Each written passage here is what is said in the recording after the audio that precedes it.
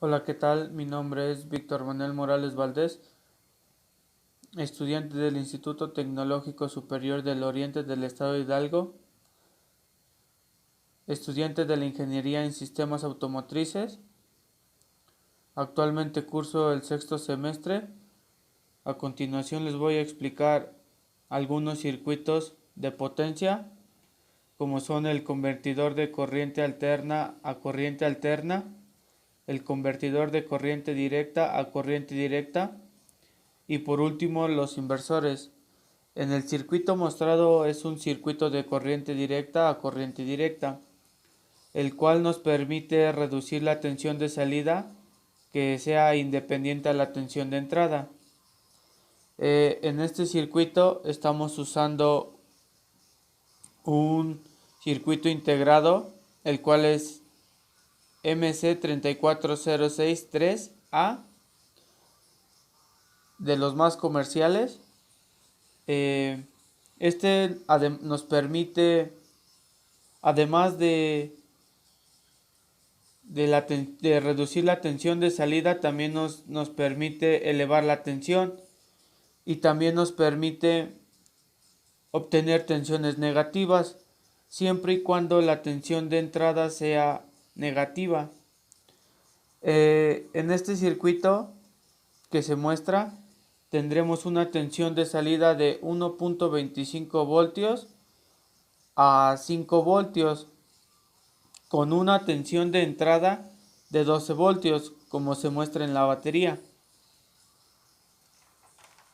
Tenemos una bobina y un condensador que actúan como filtros de salida. Para regular la tensión tenemos un potenciómetro. Se coloca el potenciómetro para así ajustar la tensión de salida. También tenemos un condensador de oscilación y una resistencia de oscilación. Bien, los componentes que se ocuparon para hacer este circuito fueron los siguientes: una batería, un capacitor, potenciómetro, inductor, diodo Schottky y voltímetro. Bien, les voy a explicar el funcionamiento de cada pin del MC34063A. En el pin 1 tenemos el voltaje de salida. En el pin 2 tenemos el emisor de transmisor. En el pin 3 tenemos la frecuencia de conmutación. En el pin 4 tenemos, bueno, es el que se conecta a la tierra. El pin 5 se usa para establecer el voltaje de salida. El pin 6 es el que alimenta al pin pasado. El pin 7 se configura la corriente de salida. Y el pin 8 es el colector transmisor de conmutación. Bueno, en general este circuito nos va a permitir ver cómo se hace cómo recorre la tensión de salida, la cual la vamos a estar regulando por el potenciómetro.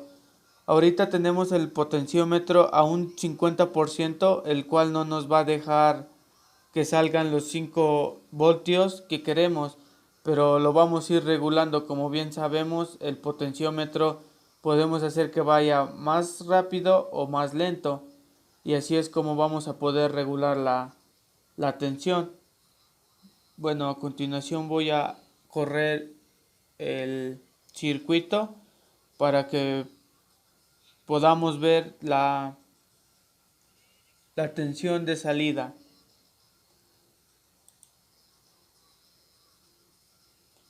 Como vemos aquí tenemos en 50% tenemos una tensión de salida entre 3 y 4 volts. Mientras más vayamos nosotros subiéndole de potencia al potenciómetro, más nos vamos a ir acercando a la potencia de salida que queremos, que son los 5 voltios. Ahorita estando en 70%, tenemos una salida de entre 3 y 4 volts. Subiendo más el potenciómetro, ahorita que está en 82%, solo tenemos una salida entre 4.5 volts a 4.9 volts. Subiendo más el potenciómetro, vamos a obtener nuestra tensión de salida. Estando en 90%, podemos observar que tenemos una salida de 4.8 volts a 5 volts. Subiéndola más, vamos a tener nuestra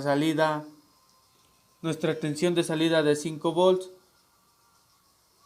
Después vamos a estar regresando nuestro potenciómetro para obtener nuestra tensión de 1.25 voltios.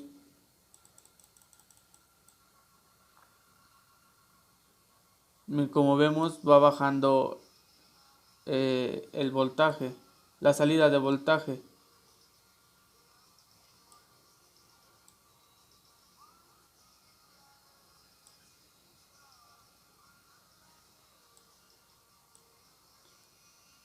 Como podemos ver, ahí tenemos nuestra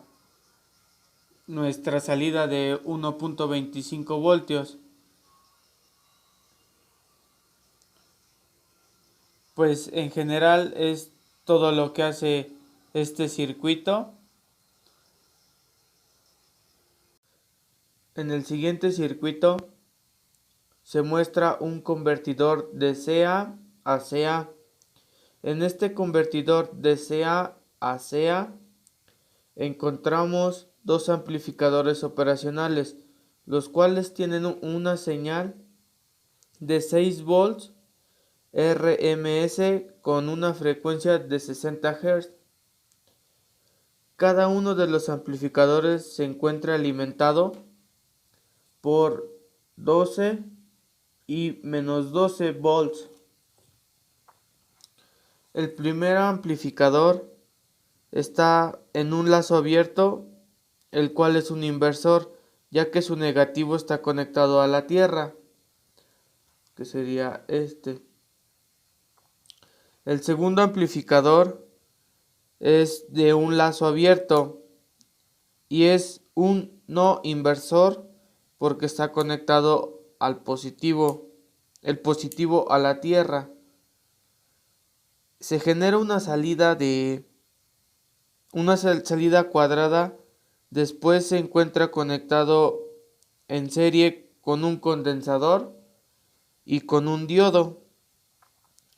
El condensador filtra los picos altos de la señal y después el diodo invierte su señal. En cada una de estas señales sale un positivo y negativo, luego entran a la base del transistor, el cual se encuentra en paralelo con un condensador y una resistencia, y también con el siguiente amplificador operacional, el cual es de lazo cerrado. Se encuentra alimentado por 12 volts y menos 12 volts. Este amplificador operacional integra la señal a las salidas y se obtiene una señal de dientes de sierra.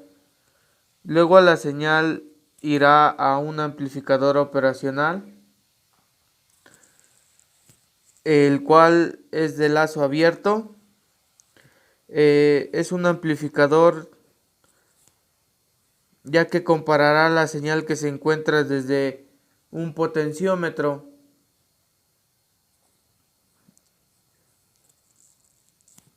Cada señal del amplificador, cada salida se observará en una señal cuadrada y por medio del potenciómetro se verá el ancho de la barra de la señal.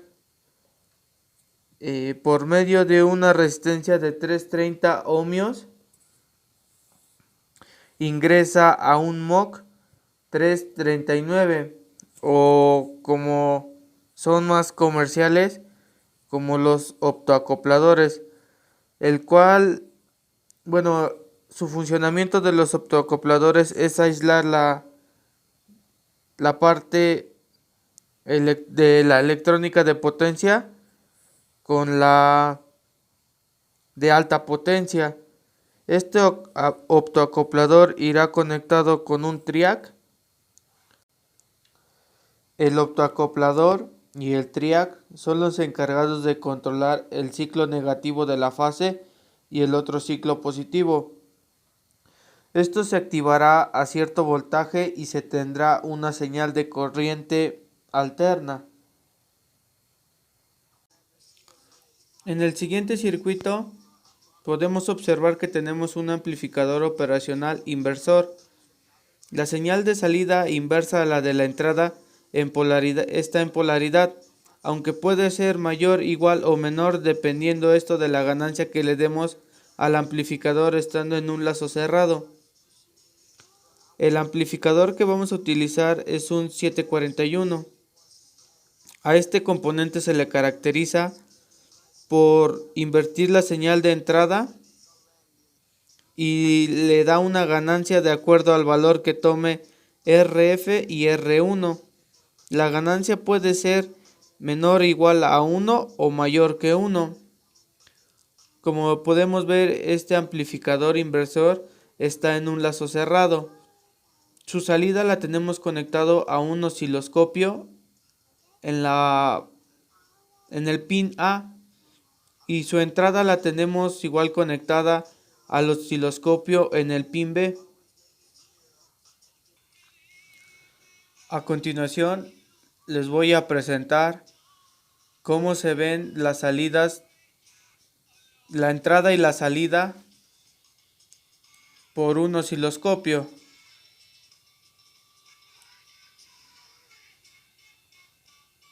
Activamos nuestro cursor para checar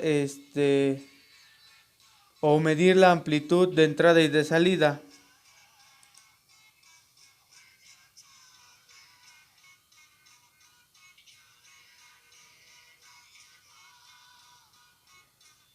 Pues eso sería todo de mi parte.